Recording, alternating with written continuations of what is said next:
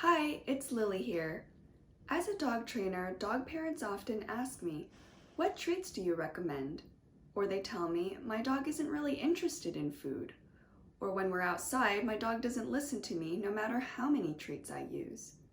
Well, I want to break all of that down for you because one of the most important things in dog training or dog parenting in general is finding out what's reinforcing for your dog.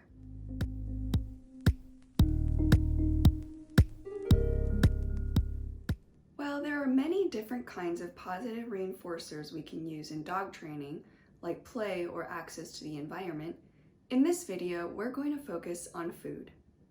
First, let's talk about terminology.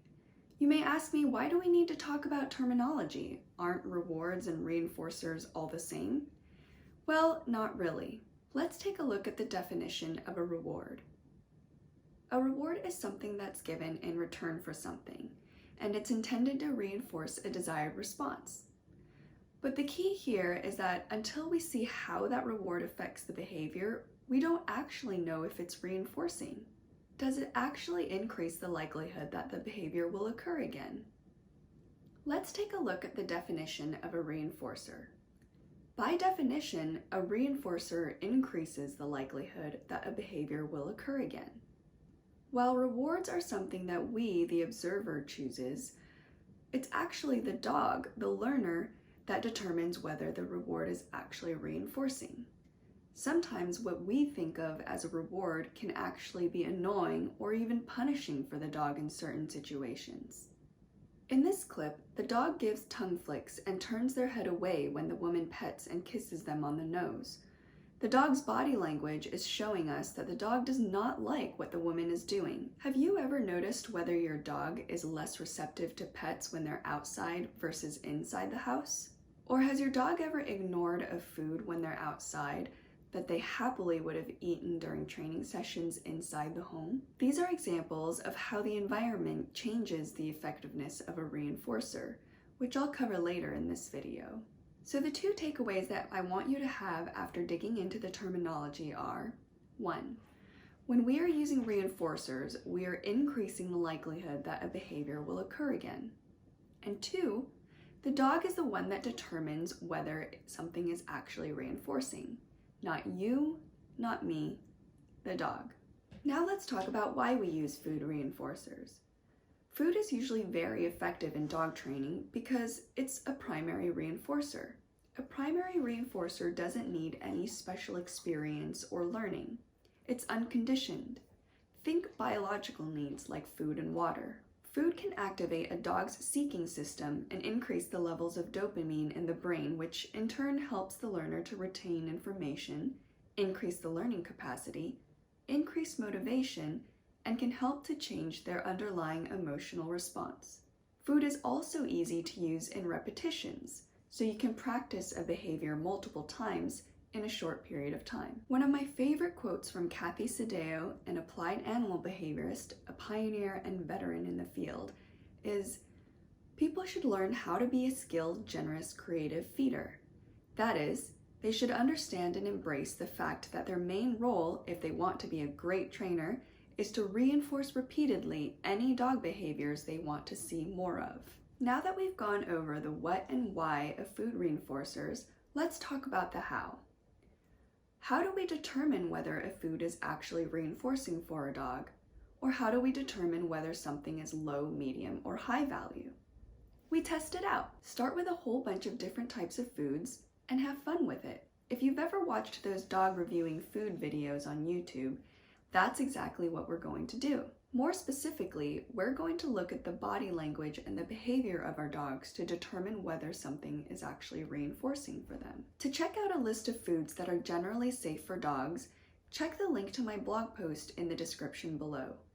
There you'll find a spreadsheet that I've created that can help you experiment with different foods. For this video, I've chosen 4 different kinds of foods to test with my dog. Before I play the video, comment below on what you think the value of each of these are. You can also lay out each of these foods all at once to see which one your dog goes for first, or which one they try to finish more quickly. When you play these games with your dog, I really recommend recording it so that you can really dig into any nuances of body language or behavior that you may not have caught in the moment. I started the food test with Kiko inside the house so that there were fewer distractions. I first give her the American Journey dog treat just to show her what I have. You can see that she looks down for a moment and then looks back at me. When she looks at me, I mark and reinforce with the food. So if she continues to give me eye contact, then I know that the food is reinforcing. So the fact that she is looking back at me shows that this food is reinforcing, but you can tell that it's not a high reinforcer because of her long pauses and lack of excitement or energy in her body language. Next, I've switched to using carrots. With carrots, she does take a lot longer to chew, so that's one consideration I make when deciding whether to use certain foods in training sessions. You can also see that she gets distracted by some noises outside and has very long pauses after eating the carrot. But eventually she does give me eye contact again and gives a little tail wag in anticipation, so it is still reinforcing, but probably just a low value reinforcer. Now I've started to use clementine pieces. She also has difficulty eating these clementines. After she finishes eating, she also has long pauses before giving me eye contact, which tells me this is a low-value reinforcer. But the fact that she still gives me eye contact after eating the clementine tells me that it is still reinforcing, it's just low value. Lastly, I give her the frozen yogurt in the West Paw Topple. You can tell right away that she likes this the most out of all 4 of these foods because she doesn't avert her gaze. You can tell how quickly she looks back up at me, so I would consider this a high-value reinforcer. The last test I did indoors was to put all the foods on the ground and see which she goes for first. Since I used the same foods in the previous test, she knows what each of these are.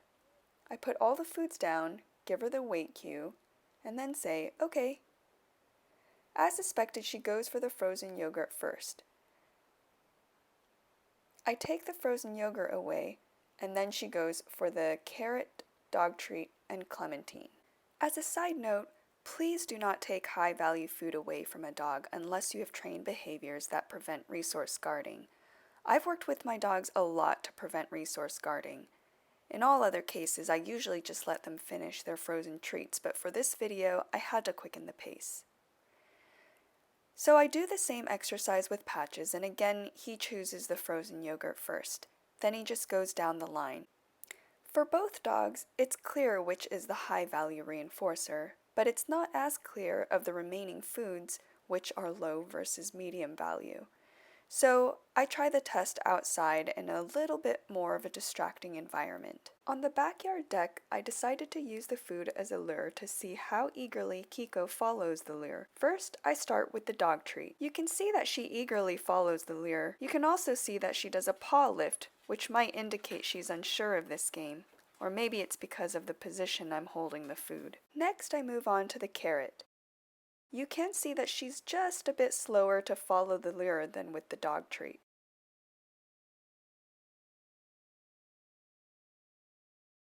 Plus, she does get distracted.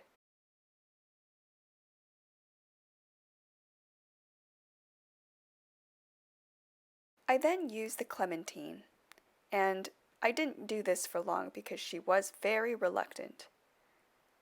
Of course, this is an imperfect experiment because she could have gotten tired by this point, but I'm not really looking for perfection, I'm just looking to get a sense of what's high value.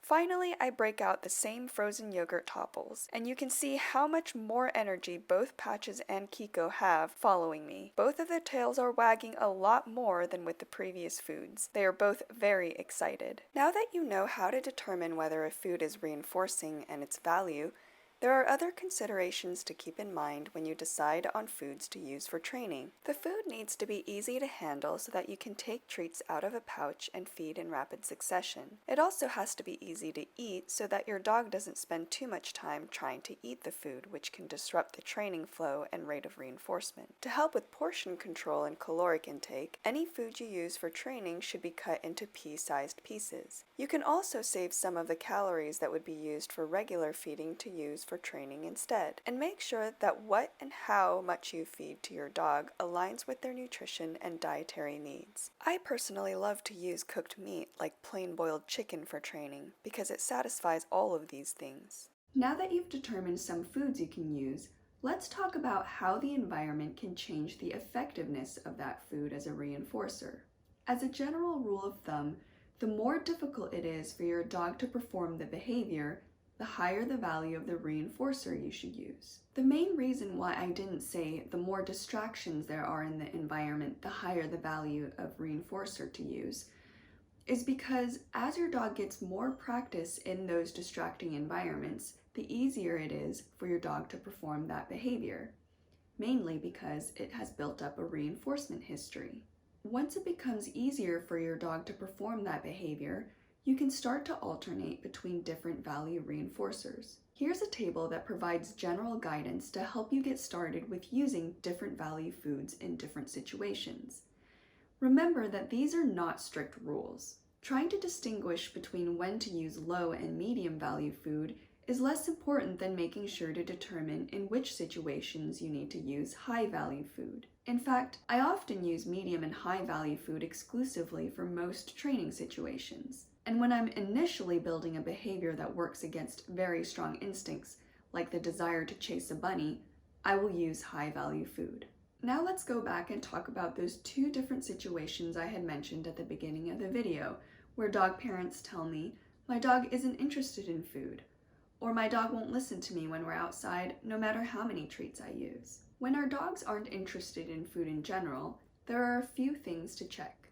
First, make sure that your dog doesn't have any health problems that are causing pain and discomfort by seeing your vet. Second, dogs who are over threshold won't take food. Stress, anxiety, and fear can inhibit the dog's appetite. The sympathetic nervous system, which controls fight or flight, takes hold and suppresses the dog's natural appetite. In those situations, it's better to remove your dog as quickly as possible by increasing the distance from that trigger. Remember that stress can also carry over multiple days. If you need help, consult with a fear-free, qualified dog trainer or behavior consultant. Third, you may need more practice with the behavior in less distracting environments to build up a reinforcement history.